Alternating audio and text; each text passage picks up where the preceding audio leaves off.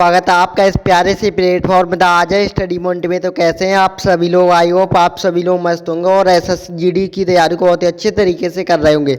जैसा कि आप सभी को पता है दोस्तों, जो आपके एग्जाम चल रहे हैं, तो दोस्तों एग्जाम के पॉइंट ऑफ व्यू से हम वो प्रीवियस ईयर के मोस्ट इंपोर्टेंट क्वेश्चनों के बारे में डिस्कस करेंगे जो कि कई बार एग्जाम में पूछे जा चुके हैं। सो आपसे रिक्वेस्ट है आप सभी लोग शुरू से एंड तक हमारे साथ बने रहें, क्योंकि आज का ये सेशन आप सभी के लिए बहुत ज़्यादा महत्वपूर्ण होने वाला है। तो दोस्तों आज के सेशन की शुरुआत करते हैं। क्वेश्चन नंबर पहला है, यहाँ उनसे पहले के क्वेश्चन हम एक सेशन में करवा चुके हैं। अगर अब वो सेशन आपने नहीं देखा हो तो द आज स्टडी पॉइंट पे जाके आप सभी लोग देख पाएंगे।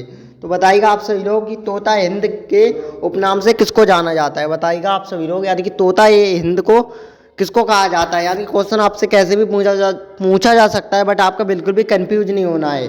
तो दोस्तों ये अमीर खुसरो को दोस्तों ये तबला वादक भी थे, इनको तोता हिंद के नाम से जाना जाता है, यानी कि ये इनका उपनाम है।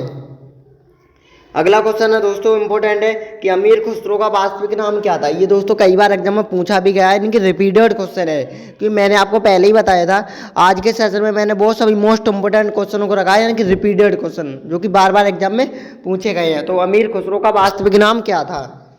तो दोस्तों ये मोहम्मद हसन। क्या था दोस्तों? मोहम्मद हसन, ये अमीर खुसरो का वास्तविक नाम था, यानी कि ऑप्शन बी इसका राइट आंसर हो जाएगा। आगे बढ़ते हैं दोस्तों। अगला क्वेश्चन है, संगीत की दुनिया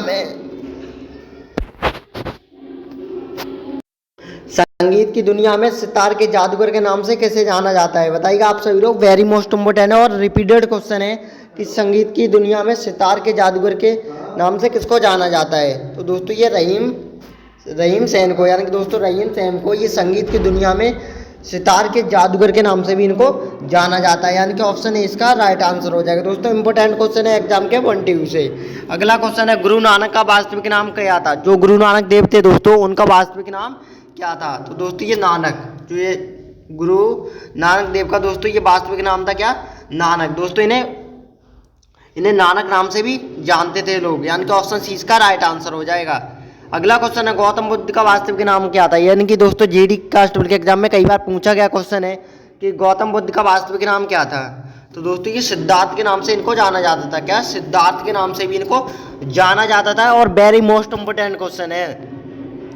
अगला क्वेश्चन है, स्वामी विवेकानंद का वास्तविक नाम क्या था? बताइएगा आप सभी लोग। जो स्वामी विवेकानंद थे उनका वास्तविक नाम क्या था? तो दोस्तों ये नरेंद्र नाथ दत्त। क्या?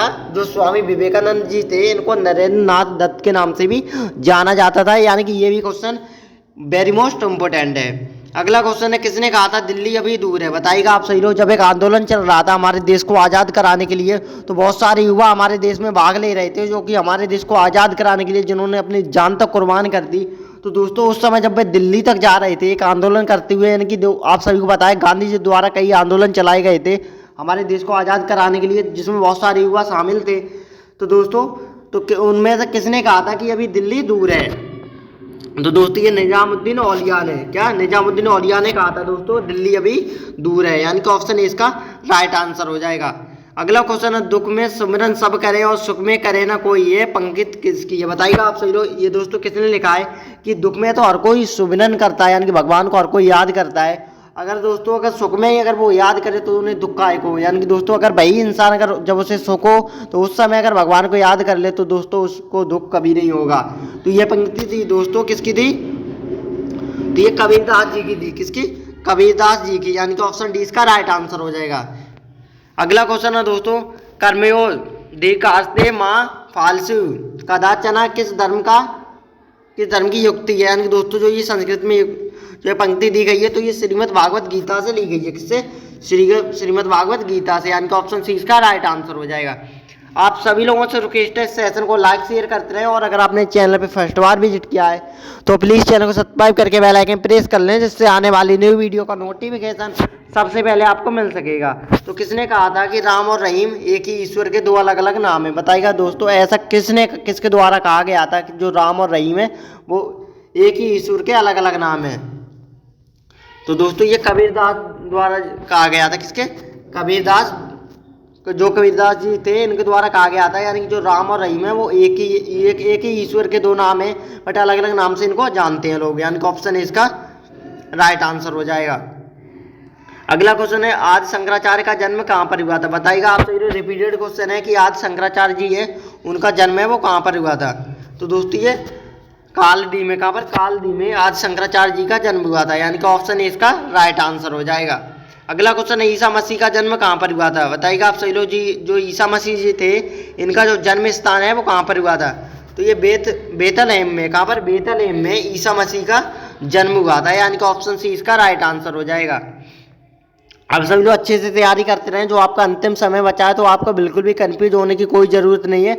अच्छे जो आपने पढ़ा है वो बेस्ट ही पढ़ा है दोस्तों। अब आप सभी लोग जो अपना रिवीजन पे पूरा फोकस लगा दीजिएगा, क्योंकि घबराने से अब कुछ नहीं होने वाला है, ऐसा आप बिल्कुल नहीं सोचें। हाँ, आपको लग रहा होगा कि मेरा रीजनिंग का ये चैप्टर छूट रहा है, या फिर मेरी जीके जीएस मैंने ये वाला चैप्टर नहीं पढ़ पाया, या फिर मेरी जो हिंदी में कोई चैप्टर छूट रहा है। तो दोस्तों अब आपको बिल्कुल, अगर आपका एग्जाम बिल्कुल नज़दीक आ चुका है, यानी कि आज या कल या परसों में, तो आप सभी लोग रिवीजन ही करें। नए टॉपिक सर्च करने की बिल्कुल भी कोशिश ना करें, क्योंकि जो आपने पढ़ा है फिर वही आप सभी लोग भूल जाएंगे। तो आप सभी लोग रिवीजन पे ज़्यादा फोकस रखें। तो यामिनी, अगला क्वेश्चन है कि यामिनी कृष्णमूर्ति का संबंध किस शास्त्रीय नृत्य से है। तो दोस्तों ये भरतनाट्यम से है, कहाँ पर, किससे, भरतनाट्यम से, यानी कि ऑप्शन 20 का राइट आंसर हो जाएगा। अगला क्वेश्चन है बिरजू महाराज के क्षेत्र में सुविख्यात कलाकार थे। जो बिरजू महाराज हैं दोस्तों वो किस क्षेत्र में सुविख्यात कलाकार थे। तो दोस्तों ये कथ्य नाट्यम में दोस्तों ये जो बिरजू महाराज थे वो बहुत ही सुविख्यात, यानी कि बहुत ही प्रसिद्ध इस क्षेत्र में कलाकार थे, यानी एक तरीके के किसी भी चीज़ में निपुण होना। तो वो बिरजू महाराज को बहुत ही अच्छे तरीके से आता था, किसमें, कथ्य नाट्यम में, कथ्य नाट्यम के एक नृत्य में। अगला क्वेश्चन है दोस्तों भारतीय शिवाजी किस शैली के नृत्य के लिए प्रसिद्ध है। जो भारतीय शिवाजी किस शैली की नृत्य के लिए प्रसिद्ध है। तो दोस्तों ये मोहिनी आटम, किसमें दोस्तों, मोहिनी आटम में ये भारतीय जो शिवाजी है वो इसी शैली के लिए बहुत ही ज़्यादा प्रसिद्ध है। अगला क्वेश्चन है दोस्तों इंपोर्टेंट है एग्जाम के पॉइंट ऑफ व्यू से कि रंगोली भारत के किस क्षेत्र की प्रमुख कला शैली है। बताइएगा आप सही लोग। जो रंगोली है वो भारत के किस क्षेत्र की प्रमुख कला शैली है। तो दोस्तों ये महाराष्ट्र हो जाएगा, इसका राइट आंसर क्या, महाराष्ट्र, यानी कि ऑप्शन ए इसका करेक्ट आंसर हो जाएगा। अगला क्वेश्चन है दोस्तों अल्पना भारत के किस क्षेत्र की प्रमुख लोक कला शैली है। जो अल्पना है दोस्तों वो भारत के किस क्षेत्र की प्रमुख लोक कला शैली है, बताइएगा आप सही लोग। तो ये पश्चिम बंगाल, इसका राइट आंसर हो जाएगा क्या, पश्चिम बंगाल, यानी कि ऑप्शन 20 का राइट आंसर हो जाएगा। अगला क्वेश्चन है गुरु नानक देव का जन्म कहाँ पर हुआ था। जो गुरु नानक देव हैं दोस्तों तो उनका जन्म है वो कहाँ पर हुआ था। वेरी मोस्ट इंपोर्टेंट क्वेश्चन है और कई बार एग्जाम में पूछा भी गया है। तो दोस्तों जो गुरु नानक देव हैं तो उनका जन्म है वो 1469 ईस्वी में हुआ था। कब, 1469 ईस्वी में, यानी कि ऑप्शन सी इसका राइट आंसर हो जाएगा। सेशन को लाइक शेयर करते रहें आप सभी लोग। अगर आपने चैनल पे फर्स्ट बार विजिट किया है तो प्लीज़ चैनल को सब्सक्राइब करके बेल आइकन प्रेस कर लें, जिससे आने वाली न्यू वीडियो का नोटिफिकेशन सबसे पहले आपको मिल सके। तो अगला क्वेश्चन है त्यागराज कौन थे। बताइएगा आप सभी लोग। जो त्यागराज थे वो कौन थे। तो ये एक संगीत थे, यानी कि संगीत, यानी कि ये इनके बहुत ही प्रसिद्ध एक गायक थे। इनका दोस्तों जो मन था वो संगीत के लिए बहुत ही ज़्यादा प्रेरित होता था। अगला क्वेश्चन है बंगाल में भक्ति आंदोलन का प्रवर्तक कौन थे। जो बंगाल में दोस्तों जो एक भक्ति आंदोलन चलाता उसके प्रवर्तक कौन थे। तो ये चैतन्य जी थे। कौन थे, चैतन्य। जो दोस्तों बंगाल में एक भक्ति आंदोलन जो चलाया गया था उसके प्रवर्तक थे चैतन्य जी, यानी कि ऑप्शन 20 का राइट आंसर हो जाएगा। अगला क्वेश्चन हम भारत में पुनर्जागरण का जनक कहा जाता है। बताइएगा आप सही लोग। जो हमारे भारत में पुनर्जागरण का जो जनक है वो राजा राममोहन राय को कहा जाता है। किसको, राजा राममोहन राय जी को, यानी कि ऑप्शन 20 का राइट आंसर हो जाएगा। जो भारत में पुनर्जागरण का जो जनक है वो राजा राममोहन राय को कहा जाता है। अगला क्वेश्चन है संत कबीर का जन्म कहाँ पर हुआ था। जो संत कबीरदास जी हैं उनका जो जन्म स्थान है वो कहाँ पर, यानी कि उनका जन्म कहाँ पर हुआ था। तो यानी वाराणसी, यानी कि बनारस में संत कबीरदास जी का जन्म हुआ था, यानी कि ऑप्शन ए इसका राइट आंसर हो जाएगा। अगला क्वेश्चन है महावीर का जन्म किस राजघराने में हुआ था। जो दोस्तों जो जैन धर्म के संस्थापक थे महावीर स्वामी, तो उनका जन्म है वो कौन से राजघराने में हुआ था। तो दोस्तों ये क्षत्रिय राजघराने में हुआ था। किसमें, क्षत्रिय राजघराने में महावीर स्वामी का जन्म हुआ था, यानी कि ऑप्शन इसका करेक्ट आंसर हो जाएगा। अगला क्वेश्चन है बुद्ध किस वंश के से संबंधित थे। जो बौद्ध भगवान थे वो किस वंश से संबंधित थे। वेरी मोस्ट इंपोर्टेंट क्वेश्चन है। तो ये शाक्य वंश से अपना संबंध रखते थे। किससे, शाक्य वंश से। कौन? गौतम बुद्ध जी। इनका जन्म कहाँ पर हुआ था और कैसे हुआ था, या इन्होंने अपना पहला उपदेश कहाँ पर दिया था, तो इनके बारे में आपसे लोग अच्छे से पढ़ लीजिएगा, क्योंकि हर एक कंपटीशन के एग्जाम में इनसे रिलेटेड दोस्तों 1 से 2 क्वेश्चन पूछे जाते हैं। तो आप सभी लोग, अभी आपके पास टाइम है तो इनके बारे में थोड़ा अच्छे से पढ़ लीजिएगा, चाहे यूट्यूब या गूगल पे सर्च मार के इनके बारे में थोड़ा देख लीजिएगा, क्योंकि इनके पॉइंट ऑफ व्यू से दोस्तों एग्जाम में हमेशा 2 ही क्वेश्चन बनते हैं। तो अगला क्वेश्चन है, ज्ञान प्राप्ति से पूर्व, जो ज्ञान प्राप्ति से पूर्व महावीर का जन्म है वो कहाँ पर हुआ था? तो दोस्तों ये वर्धमान में हुआ था। कहाँ पर? वर्धमान, यानी कि ऑप्शन है इसका राइट आंसर हो जाएगा। अगला क्वेश्चन है, निम्न में से कौन संत महाराष्ट्र से थे? यानी कि बताइएगा आप सही लोग, ऐसे कौन से संत थे जो महाराष्ट्र से बिलोंग करते थे? तो दोस्तों ये तुकाराम, जो तुकाराम जी थे, जो कि एक ऐसे संत थे जो कि वो महाराष्ट्र से बिलोंग करते थे। कहाँ से? महाराष्ट्र से, यानी कि ऑप्शन 20 का राइट आंसर हो जाएगा। सेशन को लाइक शेयर करते रहें आप सभी लोग। अगला क्वेश्चन है, दक्षिण भारत के अलवर थे, बताइएगा आप सभी लोग, जो दक्षिण भारत के अलवर कौन थे? तो ये संत थे। कौन? संत। ये दक्षिण भारत के अलवर थे, यानी कि ऑप्शन है इसका राइट आंसर हो जाएगा। अगला क्वेश्चन है, सिखों के किस गुरु का जन्म पटना साहिब में हुआ था? तो दोस्तों ये गुरु गोविंद सिंह के, किसमें? गुरु गोविंद सिंह का जो जन्म है वो पटना के साहिबा में हुआ था, यानी कि ऑप्शन 20 का राइट आंसर हो जाएगा। अगला क्वेश्चन है इंपॉर्टेंट है कि सिख गुरु अर्जुन देव किसके शासनकाल में थे? बताइएगा आप सभी लोग, जो सिख गुरु जो अर्जुन देव थे वो किसके शासनकाल में थे? तो ये जहांगीर के शासनकाल में ये यहाँ के सिख गुरु थे। कौन? अर्जुन देव। तो आपको पता होना चाहिए, मैंने आपको पहले ही बताया है, क्योंकि कोई भी एग्जाम आपको देने से पहले तो दोस्तों पहले आप क्वेश्चन को समझने की कोशिश करें, जो अपना दिमाग कितना तेज रखें, यानी कि पकड़ बनाएं, यानी कि क्वेश्चन में एक बिल्कुल पढ़ें जैसे, तो आपको पकड़ होना चाहिए कि इस क्वेश्चन में पूछा क्या जा रहा है, तो उसके बाद ही दोस्तों आप सभी लोग आंसर को टिक करें। तो सिख गुरु जो अर्जुन देव थे वो किसके शासनकाल में थे? तो ये जहांगीर, यानी कि ऑप्शन 20 का राइट आंसर हो जाएगा। अगला क्वेश्चन है, खालसा की स्थापना किसने की थी? जो खालसा है दोस्तों उसकी स्थापना किसने की थी? तो ये गुरु गोविंद सिंह ने। किसने? गुरु गोविंद सिंह जी ने, यानी कि ऑप्शन सी इसका राइट आंसर हो जाएगा। क्वेश्चन है दोस्तों एग्जाम के पॉइंट ऑफ व्यू से तो वेरी मोस्ट इंपोर्टेंट है कि राग मियाँ की मल्हार का रचयिता किसे माना जाता है? तो दोस्तों जो राग मियाँ के जो मल्हार के जो रचयिता है वो तानसेन जी को माना जाता है। किसको? तानसेन जी है दोस्तों, इन्हें मल्हार का रचयिता माना जाता है। यानी कौन है दोस्तों? तानसेन जी, यानी कि ऑप्शन 20 का राइट आंसर हो जाएगा। अगला क्वेश्चन है दोस्तों, कई बार एग्जाम में पूछा गया, इनकी रिपीटेड क्वेश्चन है कि कथक के कहाँ का नृत्य बताइएगा दोस्तों। जो कथक के है वो कहाँ का एक प्रमुख नृत्य है? तो दोस्तों ये उत्तरी भारत का है। कहाँ का है? उत्तरी भारत का ये प्रमुख नृत्य है, यानी कि ऑप्शन ए इसका राइट आंसर हो जाएगा। अगला क्वेश्चन है, मुखौटा नृत्य का संबंध किस नृत्य शैली से है? तो दोस्तों ये कथकली से है। कहाँ से? कथकली, यानी कि ऑप्शन सी इसका राइट आंसर हो जाएगा। अगला क्वेश्चन है इंपॉर्टेंट है कि निम्नलिखित में से कौन सा एक शास्त्रीय नृत्य नहीं है?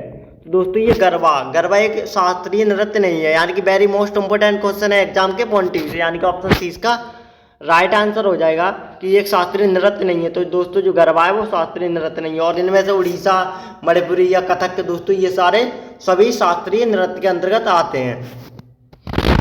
अगला क्वेश्चन है कि निम्नलिखित में से किस नृत्य का उद्भव उत्तर भारत में हुआ था? तो दोस्तों ये कथक का हुआ था। किसका? कथक का, यानी कि ऑप्शन है इसका राइट आंसर हो जाएगा। अगला क्वेश्चन है, निम्नलिखित में से कौन सा देव नृत्य है? तो दोस्तों ये कुचिपुड़ी है, वो देव नृत्य है, यानी कि ऑप्शन है इसका राइट आंसर हो जाएगा। तो आप सभी लोगों से रिक्वेस्ट है सेशन को लाइक शेयर करते रहें, और अगर आपने चैनल पे फर्स्ट बार विजिट किया है तो प्लीज़ चैनल को सब्सक्राइब करके बेल आइकन प्रेस कर लें, जिससे आने वाली न्यू वीडियो का नोटिफिकेशन सबसे पहले आपको मिल सकेगा। क्योंकि दोस्तों आज के सेशन में मैंने वो सभी मोस्ट इंपोर्टेंट क्वेश्चनों को रखा है जो कि प्रीवियस ईयर के क्वेश्चन है और कई बार SSC GD के एग्जाम में पूछे गए हैं। तो जो आपका अंतिम समय चल रहा है, तो अंतिम समय में आपके लिए हम वो मोस्ट इंपोर्टेंट क्वेश्चन लेके आए हैं जो कि बार बार एग्जाम में रिपीट होते हैं, और आप सभी लोगों से भी रिक्वेस्ट है अच्छे से आप सभी लोग रिवीजन करते रहिएगा। क्योंकि अब आप सभी लोग नए नए टॉपिक सर्च करने की कोशिश ना करें, क्योंकि अब आपके एग्जाम चल रहे हैं, तो आपने जो पढ़ा है दोस्तों अच्छे से आप सभी लोगों ने तैयारी की होगी, जहाँ तक हमारी उम्मीद है। तो आप सभी लोग बस रिवीजन पे अपना फोकस रखें, GK GS भी देखें, और साथ साथ अपने रीजनिंग प्लस हिंदी पे भी फोकस रखें। अगला क्वेश्चन है, निम्न नृत्य शैलियों में किसका उद्गम पूर्वी भारत में है, बताइएगा दोस्तों। तो ये किनका है, तो ये मणिपुरी हो जाएगा। क्या है, मणिपुरी इसका राइट आंसर हो जाएगा, यानी कि ऑप्शन डी इसका राइट आंसर हो जाएगा। अगला क्वेश्चन है अच्छांश महाराज का क्षेत्र, जो दोस्तों एक अच्छान जो एक महाराज थे उनका जो क्षेत्र है वो कौन सा है, तो दोस्तों ये नृत्य क्षेत्र हो जाएगा। क्या, नृत्य क्षेत्र के अंतर्गत ये आते हैं, यानी कि वेरी मोस्ट इंपोर्टेंट क्वेश्चन है एग्जाम के पॉइंट से, यानी कि ऑप्शन ए इसका राइट आंसर हो जाएगा। अगला क्वेश्चन है बिंबावती देवी किस प्रकार के नृत्य के लिए सुविख्यात है, जो कि दोस्तों बिंबावती जो एक देवी है वो किस नृत्य के लिए बहुत ज़्यादा प्रसिद्ध है, यानी कि उस चीज़ में बहुत ज़्यादा निपुण है। तो ये कौन से नृत्य में है, तो ये मणिपुरी नृत्य में। क्या पर, मणिपुरी नृत्य में दोस्तों जो बिंबावती जो देवी है वो बहुत ही ज़्यादा निपुण है, यानी कि सुविख्यात है इस क्षेत्र में। कौन से क्षेत्र में, या मणिपुरी नृत्य में। अगला क्वेश्चन है दोस्तों इंपॉर्टेंट है कि रंगोली भारत के किस क्षेत्र की प्रमुख लोक कला है, यानी दोस्तों ये रिपीटेड क्वेश्चन है एसएससी जीडी के पॉइंट ऑफ व्यू से, वेरी मोस्ट इंपॉर्टेंट है ये जो दोस्तों आने के चांसेस है, आपसे नोट कर लीजिएगा। यानी कि जो रंगोली है वो भारत के किस क्षेत्र की प्रमुख लोक कला शैली है, तो दोस्तों ये महाराष्ट्र इसका राइट आंसर हो जाएगा। क्या, महाराष्ट्र, यानी कि ऑप्शन इसका राइट आंसर हो जाएगा। अगला क्वेश्चन है कारागार धार्मिक लोक नृत्य संबंधित है, तो दोस्तों ये तमिलनाडु इसका राइट आंसर हो जाएगा। किसे, तमिलनाडु से, यानी कि ऑप्शन सी इसका राइट आंसर हो जाएगा। अगला क्वेश्चन है इंपॉर्टेंट है, तभी आप सभी लोगों से रिक्वेस्ट है सेशन को लाइक शेयर करते हैं, और अगर आपको इसकी फ्री ऑफ कॉस्ट पीडीएफ चाहिए तो मैंने डिस्क्रिप्शन में टेलीग्राम का लिंक दिया है, उसे आप सभी लोग ज्वाइन कर लीजिएगा, क्योंकि वहाँ पर आपको फ्री ऑफ कॉस्ट इसकी जो पीडीएफ है वो प्रोवाइड करा दी जाएगी। तो अगला क्वेश्चन है दोस्तों एग्जाम के पॉइंट ऑफ व्यू से इंपॉर्टेंट है कि बस्तर में डंडारी नृत्य किस त्यौहार पर आयोजित किया जाते हैं, यानी कि दोस्तों जो बस्तर है उसमें जो डंडारी नृत्य है वो कौन से त्यौहार पर आयोजित किया जाते हैं, होली, गांवा, नवाखानी या फिर दीपावली। तो दोस्तों ये होली पर आयोजित किए जाते हैं, किसमें, होली पर। जो दोस्तों बस्तर में जो डंडाधारी जो नृत्य हैं वो होली पर आयोजित किए जाते हैं, यानी कि ऑप्शन इसका राइट आंसर हो जाएगा। अगला क्वेश्चन है दोस्तों शेखावटी के प्रसिद्ध नृत्य का क्या नाम है, बताइएगा आप सभी लोग, इंपॉर्टेंट क्वेश्चन है। तो ये गीदड़ इसका राइट आंसर हो जाएगा। क्या, गीदड़, यानी कि ऑप्शन इसका राइट आंसर हो जाएगा। तो ये दोस्तों जो गीदड़ है वो शेखावटी का एक प्रसिद्ध नृत्य है। अगला क्वेश्चन है निम्नलिखित में ऐसे युद्ध संबंधी नृत्य कौन सा है, तो दोस्तों ये मेघालय का बंबू नृत्य, जो मेघालय का जो बंबू नृत्य है वो युद्ध संबंधित एक प्रमुख नृत्य है, यानी कि ऑप्शन बी इसका राइट आंसर हो जाएगा। अगला क्वेश्चन है इकेबाना किसका जापानी रूप है, जो इकेबाना है दोस्तों वो किसका जापानी रूप है, तो ये फूलों की सजावट का, किसका, फूलों की सजावट का ये जापानी रूप है। अगला क्वेश्चन है दोस्तों इंपॉर्टेंट है एग्जाम के पॉइंट ऑफ व्यू से कि सुप्रसिद्ध चित्र बने ठानी की शैली पर आधारित है, तो दोस्तों ये किशनगढ़ शैली पर आधारित है। किस पे, किशनगढ़ शैली पर यह आधारित है, ये बनी ठनी प्रमुख शैली, यानी कि ऑप्शन डी इसका राइट आंसर हो जाएगा। अगला क्वेश्चन है दोस्तों औरत नामक चित्र का चित्रकांग किसने किया था, जो औरत नामक जो चित्र का जो चित्रकांग है वो किसने किया था, तो ये रविन्द्रनाथ ठाकुर ने किया था। किसने, रविन्द्रनाथ ठाकुर जी ने। अगला क्वेश्चन है काला चांद नामक चित्र का चित्रकांग किसने किया था, जो दोस्तों काला चांद है उसका जो चित्रकांग तो ये सतीश गुलराज ने किया था। किसने, सतीश गुलराज ने, यानी कि ऑप्शन सी इसका राइट आंसर हो जाएगा। अगला क्वेश्चन है उस्ताद मंसूर किसके शासनकाल के लिए प्रसिद्ध चित्रकार थे, बताइएगा आप सभी लोग एग्जाम के पॉइंट ऑफ व्यू से। So very most important question है, जो उस्ताद जो मंसूर है वो किसके शासनकाल के प्रसिद्ध चित्रकार थे, तो ये शाहजहां, जागीर, औरंगजेब या फिर अकबर। तो दोस्तों ये जहांगीर के ये शासनकाल के ये प्रमुख चित्रकार थे, कौन, उस्ताद मंसूर। ये रिपीटेड क्वेश्चन है, कई बार एग्जाम में पूछा भी गया है, इनके ऑप्शन 20 का राइट आंसर हो जाएगा। अगला क्वेश्चन है किसने पेंटिंग की शुरुआत फिल्म के पोस्टर से की थी, बताइएगा आप सभी लोग ऐसा कौन था जिसने जो पेंटिंग की शुरुआत है वो फिल्म के पोस्टर से की थी, तो ये एम.एफ. हुसैन ने। किसने, एम.एफ. हुसैन जी थे दोस्तों, इन्होंने जो पेंटिंग की शुरुआत है वो फिल्म के पोस्टर से की थी, यानी कि ऑप्शन 20 का राइट आंसर हो जाएगा। अगला क्वेश्चन है स्वर्ण रानी को किस क्षेत्र में ख्याति प्राप्त हुई थी, तो दोस्तों ये चित्रकला में हुई थी। किसमें, चित्रकला में, यानी कि ऑप्शन डी इसका राइट आंसर हो जाएगा। अगला क्वेश्चन है मधुबनी लोक कला किस राज्य से संबंधित है, जो मधुबनी जो लोक कला है वो कौन से राज्य से संबंधित है, एग्जाम के पॉइंट ऑफ व्यू से इंपॉर्टेंट क्वेश्चन है, तो ये बिहार राज्य से संबंधित है। जो मधुबनी जो लोक कला है दोस्तों वो बिहार से संबंधित है, और बिहार की राजधानी कहाँ पर है, पटना। ये भी मोस्ट इंपोर्टेंट क्वेश्चन है एग्जाम के पॉइंट ऑफ व्यू से। अगला क्वेश्चन है मौन शिला क्या है, बताइएगा आप सभी लोग। जो मौन शिला है वो क्या है, तो ये एक चित्र है, और ये एक चित्र है जो मौन शिला है दोस्तों, वो एक प्रमुख चित्र है।